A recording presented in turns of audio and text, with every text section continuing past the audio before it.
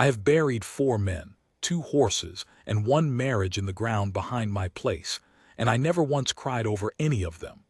I am telling you that so you understand the kind of man I was the spring I met Tomas Barcina, and the woman he would not call his wife in front of strangers. I did not believe in second chances. I thought I had watched the country teach everybody the same lesson it taught me, that the land takes more than it gives, that loneliness is just the natural shape a person settles into if they live long enough, and that anybody who offers you something for nothing is about to take everything you have left. I was wrong about exactly one of those things. I'm still not sure which one, but I am 81 years old now, and my hands shake too bad to brand a calf, so I have time, and I have a tally book full of years, and I am going to write down what I saw because there is nobody else left alive who saw it, and it would be a sin to let it die with me. What I saw was 2 people who had nothing, no less than nothing, because debt is a kind of negative thing you carry that's heavier than empty pockets, and one of them looked at the other across the worst day of both their lives and offered the only thing he had left to offer. It wasn't love. He'd have laughed at you if you said the word out loud. It was a contract, plain as the bill of sale for a mule. But I have learned that sometimes the truest thing 2 people ever do for each other is the thing they refuse to call by its real name. Sit down, this takes a while. The wind that morning carried the smell of something dead, and I remember thinking it was the wrong season for it. I was riding the south fence line of the Barcino allotment, not because I had any business there, but because the old man Barcina, Tomas's father, had paid me $3 and a sack of dried apricots to keep an eye on his line while the fever ran through the family, and I am the kind of man who finishes a job after the man who hired him is dead. The fever had taken the father in February. By the time the ground thought it had taken Tomas's mother and his younger brother too, and I had stood at 3 separate holes that winter with my hat off, holding a shovel I was getting too old to swing, while the priest from Soledad said the same Latin words over each of them like he was running out of new ones. So when I smelled the death smell on the wind that April morning, my stomach turned over, because I assumed it had come back for Tomas. It hadn't. The smell was the horse. I found him in the wash below the dry tank, kneeling beside the carcass of a sorrel mare that had been worth more than everything else he owned put together. She'd gone down in the night, and you could see by the dug-up dirt and the dark patches that she'd thrashed a long while before she quit. Colic, or bad water, or just the slow accumulation of a hard life. I never learned which. Tomas was kneeling in the mud her dying had made, and he wasn't crying, and that was worse than if he had been. He had his hat in his 2 hands, and he was turning it around and around by the brim, the way a man does when his hands need to be doing something, or they'll start doing something he can't take back. "Tomas," I said. He didn't look up. "Eli." He said my name like he was confirming a fact in a ledger. "She's dead." "I can see that." "I had her bred." His voice was flat and careful, a man walking across ice. "There was a foal coming. I had it counted. I had it all counted." I got down off my own horse slow, because my knees had opinions about everything by then. I stood next to him and I looked at the dead mare, and I did not say any of the things people say, because I had heard all of them at 3 funerals that winter, and not one of them had ever once helped. The country does not care about your counting. You can do the arithmetic right down to the penny. The foal in the spring, the sale in the fall, the note paid off by Christmas, and the country will reach out one cold night and erase the whole sum with a sick horse and leave you kneeling in the mud with your hat in your hands. I knew about the note. Everybody in the valley knew about the note. Old Barcina had borrowed against the allotment to pay the doctor who could not save him, and the doctor had not saved him, and the bank in Soledad held paper on every acre Tomas was standing on. The bank was a man named Ferris who wore a gray coat in all weathers and had a way of looking at your land like he was already measuring it for someone else. Tomas had until the 1st of June to make the payment. That sorrel mare and her unborn foal had been most of the plan. How much was she worth to you? I asked. I am not a delicate man. I have found that the kindest thing you can do for somebody drowning is to talk to them about the water instead of pretending it isn't there. All of it, he said, and then quieter like it cost him, maybe all of it. That was when I heard the other horse. She came down the wash from the north, riding a gray gelding so thin you could have hung your hat on its hip bones, and she rode the way people ride when they have been riding a long time with nowhere in particular to be. I did not know her. That itself was strange, because I knew everyone in that valley, knew their fathers, knew their debts. She was young, younger than Tamaz, who was maybe 30 then, and she had a dark face weathered by sun and a black braid going gray before its time at the temple, and she wore a man's coat that did not belong to any man I'd ever seen, the sleeves rolled twice. She stopped the gray a respectful distance off, and she looked at the dead mare, and she looked at the two of us, and she did not say anything for a while. That was the first thing I noticed about her, and it turned out to be the truest thing. She was a woman who understood that some moments did not have words for them, and she would not insult a moment by filling it with the wrong ones. "Your horse," she finally said.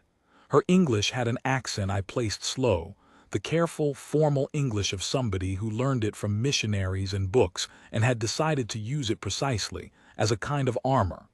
"I am sorry." Tamaz stood up. His knees were soaked through with the mud the mare had made dying. "You're the one staying at the Indian Agency," he said. It wasn't a question. "The widow." She went still in a particular way. I have a quirk of watching people's hands when their faces go careful, and I watched hers tighten on the reins. "I am staying nowhere," she said. "The agency told me to leave. There is no ration for a woman with no man and no children and no people. I am," and here she stopped and chose her word, "surplus." I had never heard a person describe themselves that way. Surplus, like a sack of seed left over after the planting. It stuck a small knife in me, and I did not understand why for a long time after. Her name, I would learn, was Loza. Her husband had been a mescalero man who scouted for the army, which had earned him bullets from both sides until the second side won the argument, and her people had been moved twice and scattered once, and somewhere in all that moving and scattering she had ended up alone in a valley full of strangers who looked at her like a problem nobody had agreed to own. She had a saddle, a thin gray horse, a dead man's coat, and English she used like a knife she kept very clean. That was the entire inventory of her life. I know because I would help her unpack it later into a one-room adobe, and it did not take long. But that morning she was just a stranger on a starving horse, and Tamaz Barcina was a man kneeling in the mud of his last good plan, and I was an old fool who had ridden out to count somebody else's fence posts, and I swear to you, I felt the day turn over like a card. Here is the thing I have never been able to explain to anybody, and I have stopped trying with most people. Tamaz invited her to coffee. He had just lost the horse that was supposed to save his land. He had a debt in town that was going to eat his birthright in 6 weeks. He had buried 3 people he loved in 3 months, and the priest was running out of Latin. By every law of how a beaten man behaves, he should have told the strange woman to ride on, should have crawled back to his empty house and let the dark have him. Instead, he stood there with his ruined knees and looked at this surplus woman on her surplus horse, and he said, in the rough Spanish-flavored English of the valley, "There's coffee at the house. It's bad coffee, but it's hot." And Loza looked at him for a long moment, weighing it. Weighing him, I think, the way you weigh a stranger when you have learned the hard way that strangers are mostly weather, mostly something that happens to you. And then she said, "Yes, thank you." I have thought about that small exchange more than I have thought about my own wedding. 2 people with absolutely nothing, on the worst morning either of them had had in a season of worst mornings. And the first instinct of the man was to offer the woman the one warm thing in his possession. And the first instinct of the woman, who had every reason in the world to expect cruelty, was to trust it. I almost didn't go up to the house with them. I'm glad I did. A man should witness the few good things he gets the chance to witness. The Barcina house was a long, low adobe with a packed dirt floor and a roof that had started to sag on the north side after the old man got too sick to fix it. Inside it was the particular cold of a house where the women have died. I knew that cold. I had it in my own house. The cold of a place where nobody is keeping anything up because keeping things up is for people who believe in tomorrow. There were 3 coats on 3 pegs that would never be worn again. There was a child's wooden horse on the windowsill, carved by somebody patient, and I watched Loza look at it and look away from it fast, the way you look away from a wound. Tomás made the coffee. It was, as advertised, very bad. We drank it. And then, because grief makes some men silent and some men reckless, Tomás Barcina did the recklessest thing I have ever seen a quiet man do. He set down his cup, and he looked at this woman he had known for the length of 1 cup of bad coffee, and he said, "The bank wants my land. There's a law. I've been to see the lawyer in Soledad twice about it. A man with a wife and a working household has rights against the note that a single man living alone does not. The bank can call the paper on a bachelor failing his place. They can't move so fast on a family that's working the land. It buys time. Maybe a year, maybe enough." Loza set down her own cup very slowly. "I have no one," Tomás went on, and his voice was doing the careful ice walk again. "You have no one. The agency is putting you out. I am being put out by the bank. I am not." He stopped, and his jaw worked, and I watched him decide to say the unforgivable plain thing instead of the comfortable lie, which is a thing I have only ever seen brave people do. "I am not offering you love. I would be lying, and you would know I was lying, and that would be a poor way to begin anything. I am offering you a roof and a name on a paper and half of whatever this place makes if we can save it. And you would be offering me the same. A household. A reason the bank can't move. We would both be lying to the bank and to the priest and to the whole valley, but we would not be lying to each other. That's the only part of it I can promise. We would not lie to each other." The room was very quiet. Outside, the wind had the dead mare's smell in it still. I want to tell you that I sat there in stunned silence. The truth is I nearly laughed, because it was the most insane and the most sensible thing I had ever heard, both at once, and my body did not know which one to do, and so I sat very still with my bad coffee and watched a woman decide the rest of her life. She did not answer fast. That was the second thing I learned to love about her, though it would be years before I let myself use that word even in my own head. She did not answer fast, and she did not answer with her feelings. She answered the way a person answers who has been burned every time she trusted the warm thing too quick. "Why would you do this?" she said, "for a stranger?" Tomás looked at the 3 coats on the 3 pegs.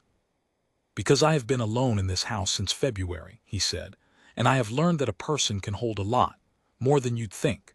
But there is a weight on the very top of all the other weight, and it is the weight of nobody knowing whether you lived through the night, and I cannot carry that one anymore. I will carry the land. I will carry the debt. I will carry the work and the weather and the grief. But I want one person in the world who would notice if I didn't come back. That's the whole of it. That's not love, but it's not nothing either." I've repeated those words so many times in my head over the years that I cannot any longer swear they are exact. But they are close. I want one person in the world who would notice if I didn't come back. I was 46 years old that spring, and I had been alone 11 years, and I had told myself the whole time that I preferred it. And that sentence reached across the room and took hold of something in me I'd thought was dead and gone with the rest, and squeezed. Loza was quiet a long while. "I do not know how to be a wife to a man I do not love," she finally said. "I was a wife to a man I did love. I know how to do that. This," she gestured at the space between them, the cold air over the bad coffee, "I do not have the shape of this." "Neither do I," Tomás said. "We'll make the shape as we go, or we won't, and you'll take a horse and ride on in the spring, and I'll have lost nothing but a roof I was going to lose anyway. There's no trap in it.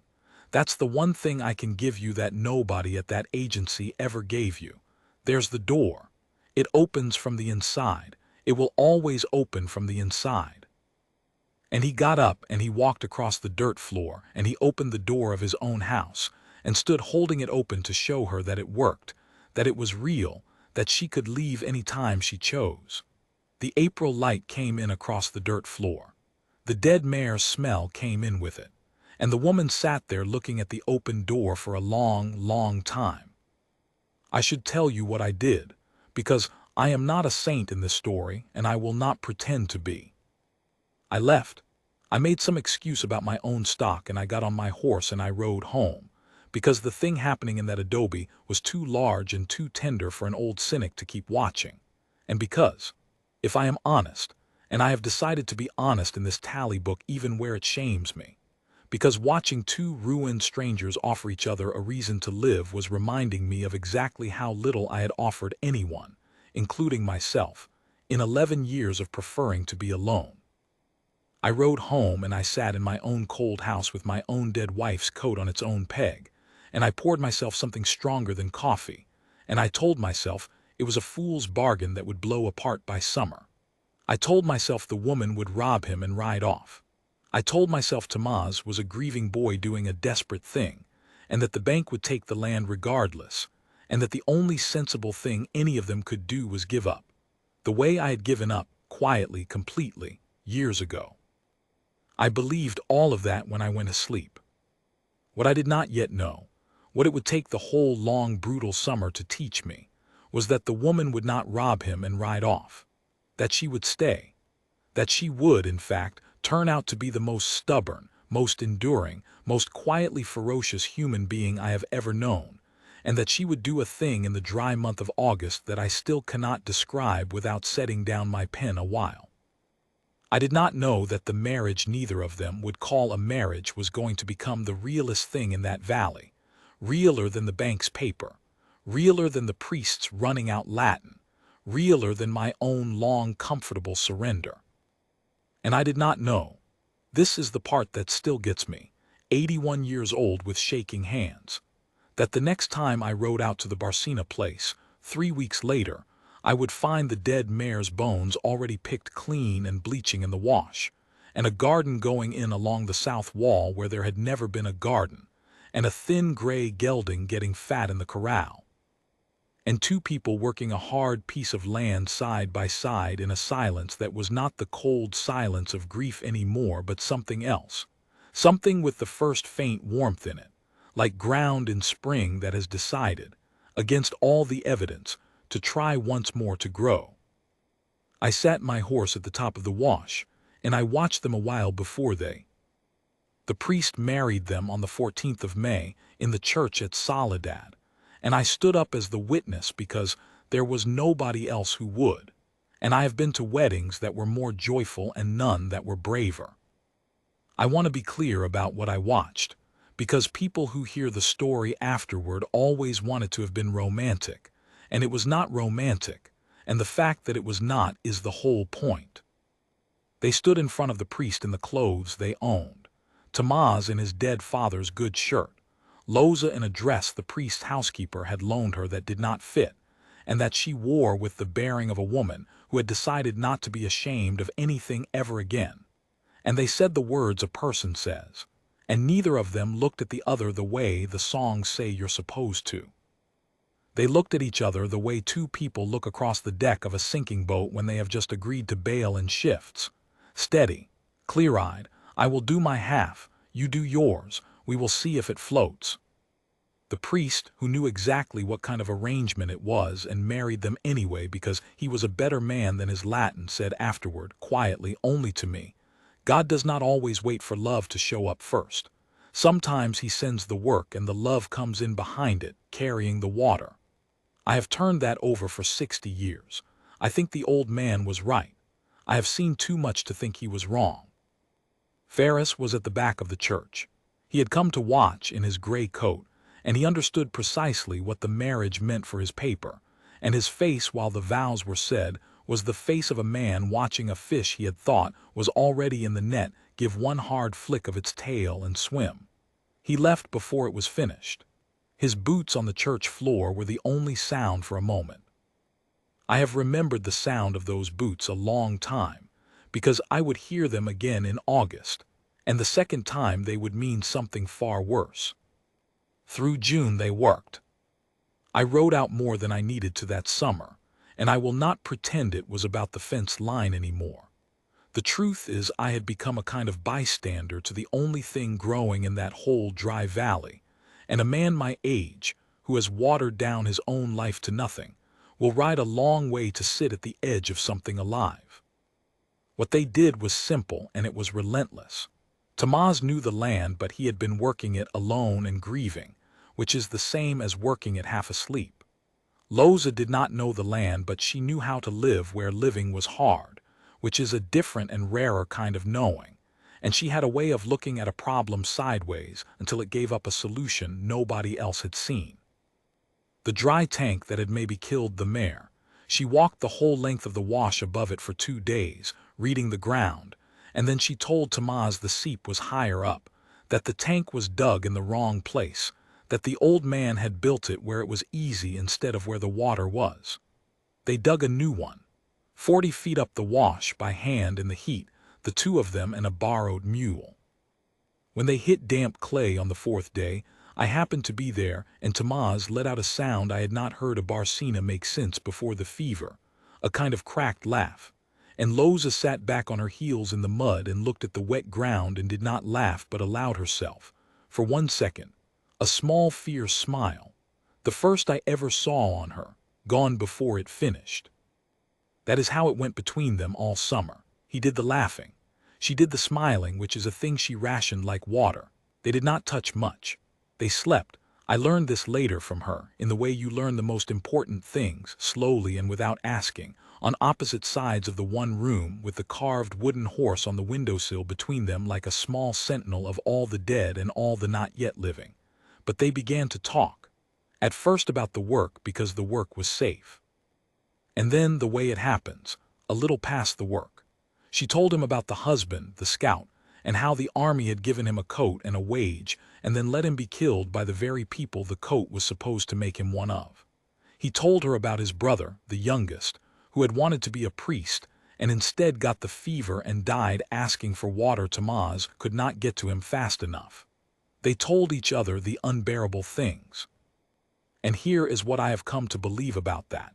You can tell the unbearable things to a stranger easier than to someone you love, because the stranger has no stake in your healing and will not flinch. They had married as strangers on purpose, and the strangeness turned out to be the very thing that let them set their wounds down on the table between them and finally look at them in the light. By the end of July, the garden along the south wall was bearing. The gray gelding had filled out. There was a goat somehow. I never did get the story of the goat. The house had a woman's order to it again, but it was not the old woman's order. It was Loza's, sparer and stranger and entirely her own, and the 3 coats had come down off the 3 pegs and been folded away somewhere, with respect, by hands that understood exactly what it cost to fold away the dead. The cold was gone out of that house. I felt it the moment I'd stepped through the door, the way you feel a fever break in a sick room. They were not in love. I would have bet you my whole place on it. They were something for which I did not then have a word, and for which I am still, all these years later, reaching. And then it stopped raining, and it kept not raining, and the valley went the color of old bone, and August came down on us like the lid of an oven. I should tell you about Ferris, because a story needs its weather and its wolf both, and Ferris was the wolf. He had not given up. Men like Ferris do not give up, they wait. The marriage had bought Tamaz time against the note, just as the lawyer had said. A working household with a wife had standing. The bank could not simply foreclose on a man failing alone. But it had bought time, not safety, and Ferris spent that summer doing what such men do. He went around the valley. He talked. He had discovered or invented, or some poisonous mixture of the two, the fact that Loza was Apache and a widow of an army scout, and he made of that fact a small ugly fire, and he carried it from porch to porch. Do you know who Barcina married? Do you know what she is? Do you feel safe with that, living up the valley from you? It is an old trick and it is a filthy one, and it works on frightened people in dry years better than it has any right to. By August, there were men in Soledad who would not sell to Tamaz, who crossed the street. There was a word painted one night on the wall of the church, which the priest scrubbed off himself at dawn before the town could wake to it, and which I will not write here. Loza knew. Of course she knew. She had spent her whole life being the thing frightened people pointed at. What she did about it was nothing, and the nothing was the most ferocious thing I ever saw a person do. She went into Soledad on the 1st of every month, on the fat gray gelding, in her own coat, with her braid plain down her back, and she bought what the household needed from the one storekeeper who would still sell to her, and she looked every man who crossed the street in the eye as he crossed it, and she did not hurry, and she did not flinch, and she did not give them the satisfaction of her fear. She paid in coin, and she said thank you in her clean, careful English, and she rode home with her spine straight as a fence post. Surplus. They had called her Surplus. She made herself, by main force of will, the most unignorable woman in that valley. It was not spite exactly. It was past spite. It was a person who had been moved twice and scattered once and called leftover, planting her 2 feet in one piece of ground, and informing the entire world, without raising her voice, that she was done being moved. I asked her once, late that summer, why she stayed. The note was probably going to fall anyway. The town hated her. The man was not even, in the way the word usually means, her husband. She could have taken the gelding and ridden to a place where nobody knew what she was. I asked her why she stayed, and she was quiet a while, watering the garden in the last light with a tin can because the new tank was for the stock, and the garden got only what was carried, and she said, "He left the door open. In the spring, you were there. He opened the door and showed me it opened from the inside." She poured the last of the can onto the bean plants, careful, not a drop wasted. No one had ever done that. Every door in my life someone else held the key. He gave me the key to my own door and told me I could go. She set the can down. So I stayed. Where else would I keep a thing like that safe? You do not ride off and leave the only open door you have ever been given. I did not have an answer for that. I rode home and sat in my house and looked at my own door a long time. The fire came on the 19th of August. I know the date because I wrote it in this same tally book, on a page I did not look at again for 40 years because I could not. It started south of the valley in the Mendoza grass, and nobody ever proved how, though everybody had an idea, and the idea had a gray coat. A dry-year grass fire in that country does not behave like a thing of this world. It does not burn, it runs, low and fast and almost silent until it is on you, and the wind that August was out of the south, steady, which meant the whole valley was downwind, which meant the Barcina place, sitting at the head of the wash, was directly in the throat of it. I saw the smoke from my own porch around 2 in the afternoon, and I knew. I had my horse saddled before I had finished knowing it, my hands doing the work while the rest of me caught up, and I rode for the Barcina place faster than a man my age has any business riding, and the whole way the smoke got taller and blacker, and the air got that taste in it, the August taste, the taste I had smelled faint on the wind back in April off the dead mare, and had not understood was a warning. When I came over the rise, the fire was maybe a mile off and coming, a low brown-orange line dragging its black ceiling behind it, and the Barcina place was a frenzy. Tamaz had the stock out of the corral, and was trying to drive them up the wash to the high rocks where the grass gave out. The gelding and the goat and a handful of new calves he'd bought on credit against the saved crop, and the animals were doing what animals do in a fire, which is lose their minds, and he was one man. And Loza was not helping with the stock. Loza was on the roof of the house with a shovel. "I want to set the pin down here. I told you I would, and I have picked it back up, and I will try." The house was adobe, which does not burn, but the roof was wood and brush and 40 years of dry, and the new wing the old man never finished was raw lumber, and if the roof took, the house took, and if the house took, there was no household, and if there was no household, the bank's paper came due in full and instant, and they lost everything. The land, the standing, the dug tank, the garden, the whole impossible green thing they had grown out of 2 ruined lives. Loza had understood the whole chain of it in the half a second a person like her has learned to do her understanding in.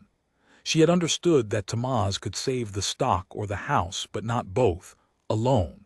And she had made the choice he did not have time to make. She had sent him after the living animals, and she had taken the house herself. She was up there with a shovel and a dozen wet sacks. She had soaked them in the new tank, used the precious water, made that call too, and she was beating out embers as they fell, and shoveling dirt onto the dry brush of the roof to smother it ahead of the heat, working in the smoke with a rag tied over her face, alone, between her household and the running fire. A small woman on a roof, throwing dirt at the end of the world. I did the only thing there was to do. I tied my horse where it might live, and I went up the wash, and I helped Tamaz with the stock, because that was the job in front of me, and the two of us got the animals to the high rocks, all but one calf that broke and ran into the smoke and was simply gone. And the whole time I was up there working I could see her on the roof, a dark shape against the brown light, and I could see the fire come up to the house and break against the bare dirt she had cleared around it like a wave against a stone, and roar past on both sides up the wash, and I thought, she saved it, by God, the woman has saved it. And then the wind shifted. It does that. In a fire it does that, with no warning and no mercy. The wind that has been your enemy steady from the south suddenly wheels, and the fire that was running past you turns and reaches back, and a tongue of it that had gone up the east side of the wash came back across the cleared ground, low and fast, into the raw lumber of the unfinished wing, and it took. I saw it take. I saw the new wood catch and the flame go up the side of the house in one breath, and I saw Loza up on the main roof turn at the sound and the light of it, and I saw her understand that the fire was now under her, between her and the only ladder down, on the side she could not have known to watch, because she is one woman and a roof has 4 sides and the wind is a liar.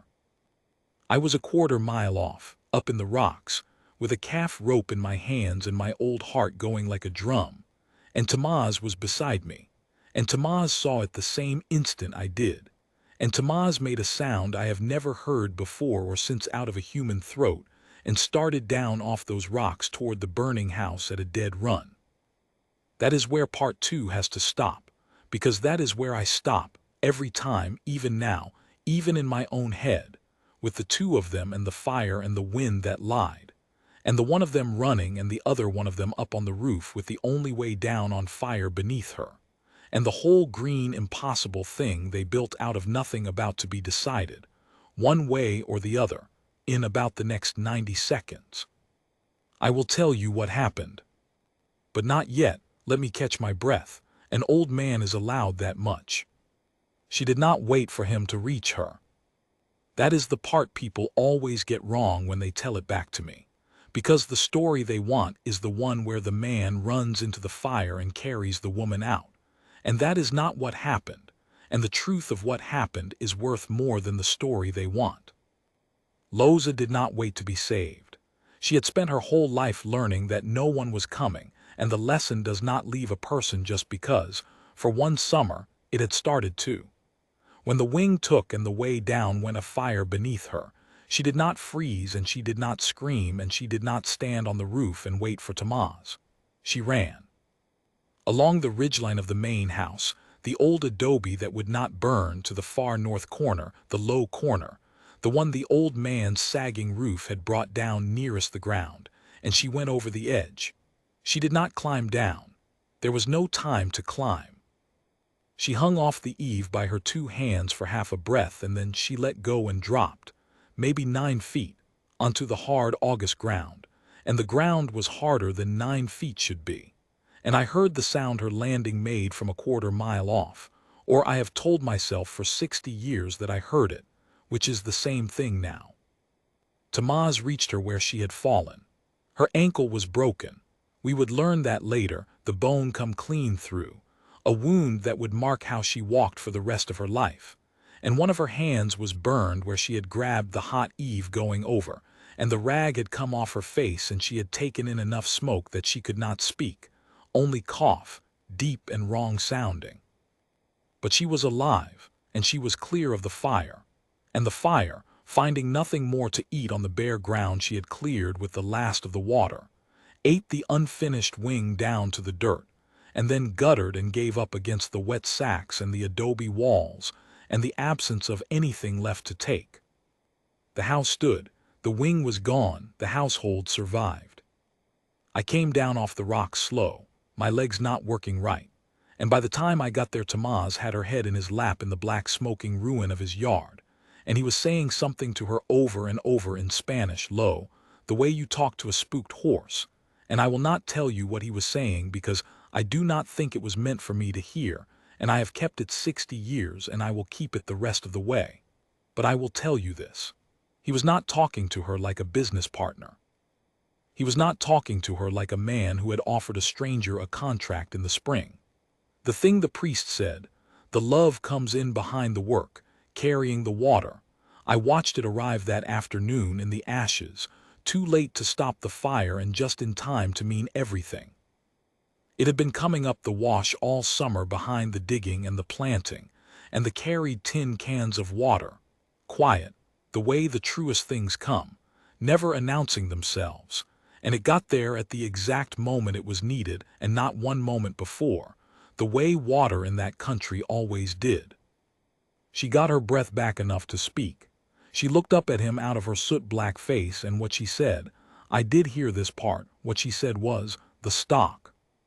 Safe, he said, all but the one, we saved the rest. And Loza closed her eyes, and a thing went out of her that had been holding her up, and she said, good. And then she said, I am very tired, Tamaz. And she let herself be tired, finally, in front of someone, which I think may have been the most she had ever trusted anyone in her whole moved and scattered life. She let herself be tired where another person could see it. I rode for the doctor. It is the one useful thing I did that whole long day, and I am glad I had it to do. Now I have to tell you about the valley, because this is the part that surprised me most, and I am a man who had decided nothing would ever surprise him again. The fire did not stop at the Barcina place. Fires do not respect a man's paper. It had come up out of the Mendoza grass, and before the wind turned, it had run across 3 other holdings. And it took the Cordova hay and a corner of the Prout place, and it burned out 2 families who had spent the summer crossing the street from Loza. And in the way that disaster sometimes does the work that decency would not, it put every one of them on the same black ground. There is an old hard truth about people that I have watched prove itself more times than I can write down. They will hate a stranger from a distance forever, and they will cross the street from her for a year, and then one day they will see her up on a roof with a shovel throwing dirt at the end of the world to save the only thing she has, and they will see her go over the edge rather than wait to be rescued, and they will hear that her ankle came through the skin, and her hand burned to the bone, and something in them will turn over that all of Ferris's whispering could not turn back. It is not that people are good. I have never believed people are simply good. It is that people can be shamed into remembering they are people, and a brave thing done in plain sight is the surest shame there is. The Cordova boys were the first to come. They came 3 days after, when it was known Loza would live, and they came not to apologize. Men like that never have the words, but with a wagon of cut lumber from a stand the fire had missed, and they did not say much. They just started framing the wing back up, and Tamaz worked beside them. And after the second day the Prouts came too, and the storekeeper who had always sold to her closed his store for a morning and came. And the priest came and did not say Latin. He swung a hammer badly, and bled and laughed about it. They rebuilt the wing in 11 days. Loza watched it go up from a chair Tamaz carried out into the yard for her, her leg splinted out in front of her, her burned hand wrapped, and she did not thank them effusively because that was not her way and they would not have known what to do with it. She just watched with that straight spine, and once when the frame was up and squared, I saw her give it the small fierce smile she rationed like water, the second one I ever saw, and it was worth the whole 11 days. Ferris left the valley that winter. There was no trial, no proof, no satisfying reckoning of the kind a story wants. There rarely is. What there was a valley that had stopped listening to him, that had been on the same black ground as the woman he tried to make them fear, and a man like Ferris cannot work in a place that has stopped being afraid of what he is selling. He sold his interest in the bank to a Soledad man with a longer view, and the longer view extended Tomaz's note another 2 years against the rebuilt household and the saved crop and the standing of 2 families who now owed the Barcenas their own roofs. The land did not fall. I want to be honest and say it was a near thing, that it was years more of hard before it was ever anything you could call safe, that there were winters after that one nearly as bad. But the land did not fall. They kept it. They are buried on it. I will get to that. I changed too. I have put off saying it because it shames me to have needed a fire to do it, but this is a tally book, and the point of a tally is to set down what is true. I had buried my own life 11 years before I met them, the way I told you at the start. My wife had died and I had folded her coat onto its peg, and I had decided, without ever saying the words, that the safe thing, the only sensible thing, was to want nothing and need no one and let the loneliness settle into me like silt until I was the same all the way through. I had called it strength. I had called it knowing better. And then a ruined man offered a ruined stranger a roof and a name and an open door, for no better reason than that he wanted one person in the world who would notice if he didn't come back, and I watched it not fall apart. I watched it grow a garden and dig a tank and survive a fire and shame a whole valley back into being human, and I understood slowly, the way I understand everything, that I had not chosen strength 11 years ago. I had chosen the thing that only looks like strength from the inside. I had chosen to never again be on a roof for anyone. So I started coming around for reasons I admitted to. I taught Tomaz the things about that particular land that only an old neighbor knows, the way the snow lies in the north draws, the year the grasshoppers come. I argued with Loza about her garden and lost every argument and came back for more, because losing an argument to her was better company than winning my own with the silence in my house.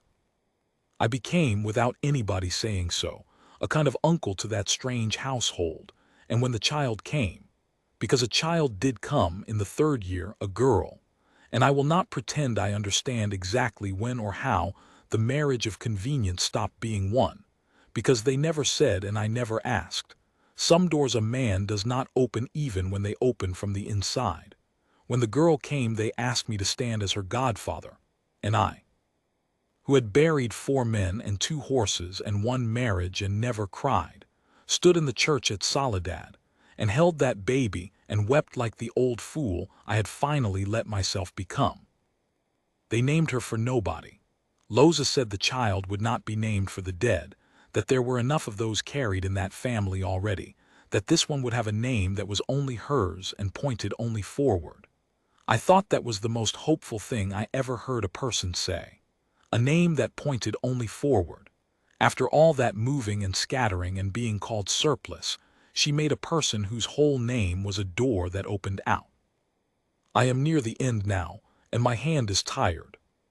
Tomaz died first, in the winter of his 59th year, of a thing in his chest that the doctor could not name and could not stop, and he died in the house he had nearly lost, in the bed by the window with the carved wooden horse still on the sill, and Loza was beside him, and I was in the next room, and I will tell you the one thing I know about how he died, which is that he did not die the way his father died, alone in a cold house with nobody knowing whether he had lived through the night.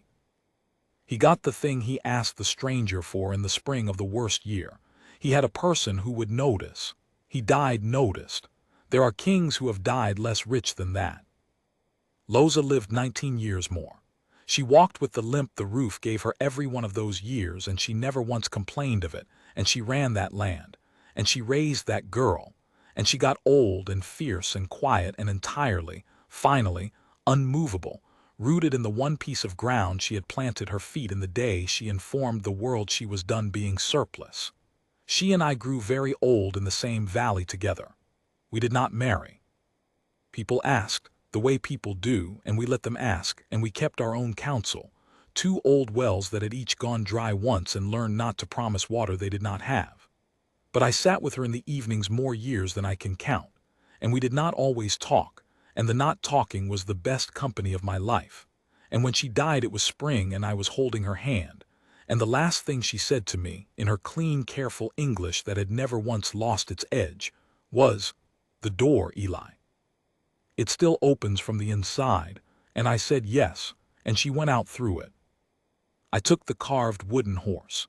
The girl, she is a grandmother herself now, in a town with a railroad with a name that points only forward. The girl said I should have it, and I have it. It is on my own windowsill as I write this, the patient, careful work of a man who has been dead 70 years, who carved a horse for a brother who died asking for water.